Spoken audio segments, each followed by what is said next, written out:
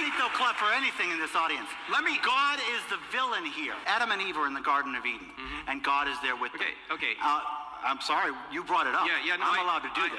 I understand. When it comes down to it, Adam and Eve are in the Garden of Eden with God, and God is omniscient, and God knows the future, and God puts the tree of knowledge of good and evil in spot X. Yeah. And when he does that, he's omniscient, and he knows that Adam is going to eat that fruit. Yeah. He knows it's going to cause the fall of man, and billions of souls will go to hell, and according to you, babies will start being born with cancer. Okay. If he puts the tree of knowledge over here, it doesn't happen. Or if he doesn't put it there at all, it doesn't happen. But God puts it where he knows with 100% certainty that Adam is going to eat of that fruit. Who made that choice? God knows the end from the beginning. Yeah. And he created the universe, and he created he knew what would happen. Anytime you want to answer the question. I'm getting there. But that doesn't mean people don't have free choice. And you're saying that God then could not have done that if somebody sins. Well, let me ask you a question. That's not what I said at all. What I asked you was, who made the choice in the Garden of Eden? You said Adam and Eve did. Adam and Eve made the choice. Now, let me ask a question. Let me put it this way. God knows with 100% certainty that if I put the tree of knowledge here, billions of souls go to hell, and babies get cancer, according to you, which doesn't follow either, but I'll let you pass on. But wait. But if I put it over here... No, hold on. No, this is the point. There's nothing wrong with babies getting cancer, because it's all relative. You know what? I judge that. I judge that to be wrong. Well, that's just your personal But you're problem, also avoiding the question in a great big way. No. If you allow me to continue with my presentation, I'll go into it. Another video? I want you to answer me. It's not another video. Okay, answer me. When God put the tree of knowledge of good and evil here instead of here, knowing that when he put it here, knowing with 100% certainty... I got it. Let me answer it. Okay, go for it. Here's the problem. The problem here, David, is that you're assuming that God could have created another universe where nobody sinned. That, while it's logically possible, it might not be actually achievable with free creatures. So sin was not an option. No, if God creates a universe with free creatures, he might not be able to create a universe where everybody freely chooses not to sin. So he creates the universe we're in now, people freely choose to sin, and then his job, the whole purpose of the Bible, and we're not really even here to talk about the Bible, but since you brought it up, the whole theme of the Bible, from Genesis to maps, is one word.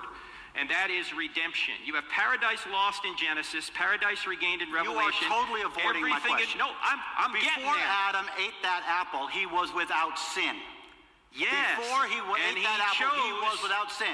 God put the tree here. Yes. He knew it would cause the fall of man.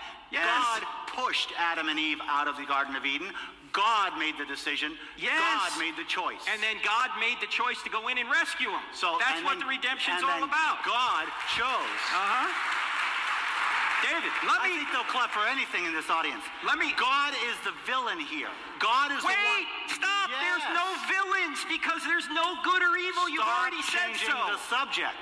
God is the one who made the choice. I'm not changing the subject. You said evil entered into the universe because of a choice. I'm submitting to you that it was not Adam who made that choice. Who was it? It was God who made that choice. God made a choice. So God's a villain. God's the one who sent you to hell. God's the one who sends everybody to hell. God's the one who caused the fall of man, and he did so with intent, with deliberate. God is an ass. Nobody sends anybody to hell. You send yourself there. God sent everybody to hell. That's David, good, but you're not listening to the argument if you're applauding. David, people who are in hell are there justly. Okay? Oh! So I get this argument from Christians all the time about how people send themselves to hell and people have free will to choose hell.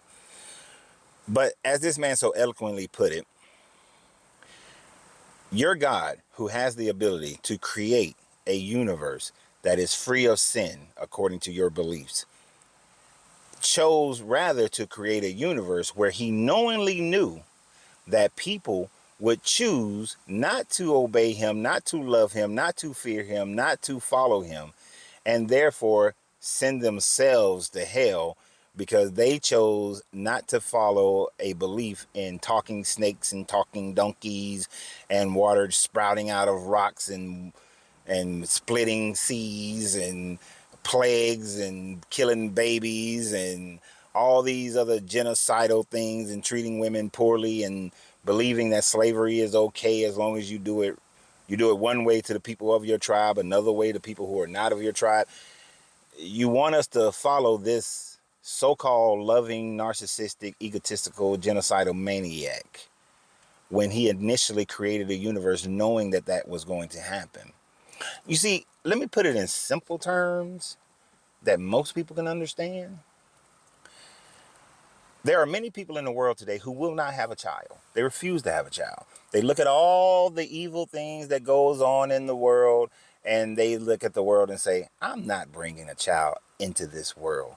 This world is fraught with danger and craziness and all that sort of thing. And so they make the decision not to create a baby, not to have a baby, not to have a child. Do not bring a child into this world.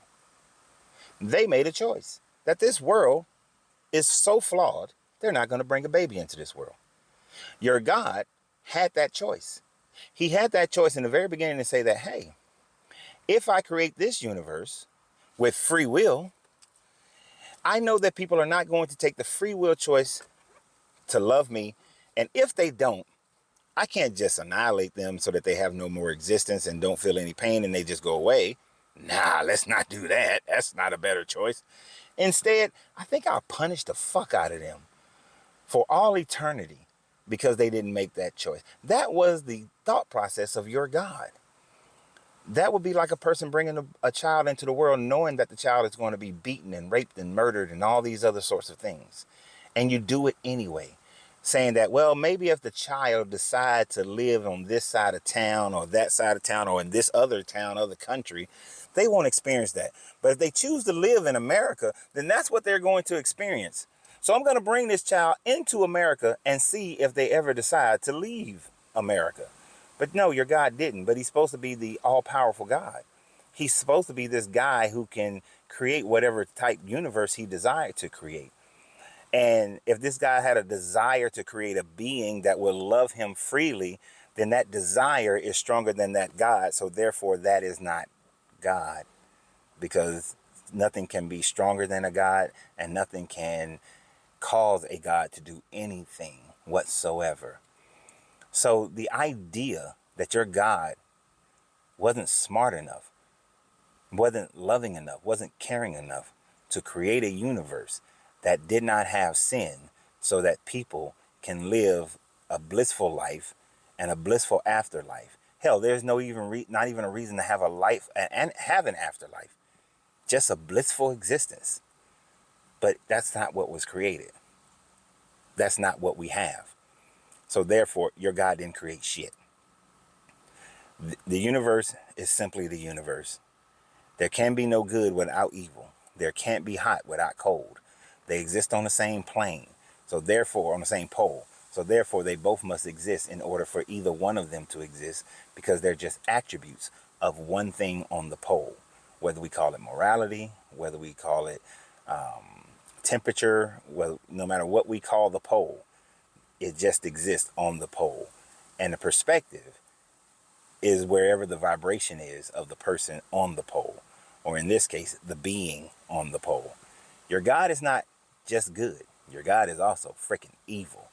Because if I was creating a world for my child is going to have a perfect world. If I could create a perfect world for my children would exist in a perfect world. There's absolutely no way I would put my children in a world fraught with danger if I had the ability to do so. This is why we childproof homes, isn't it? Well, y'all have a great day. And remember always, you have to free yourself to be yourself, because your greatness is non-negotiable. Good journey, good vibrations.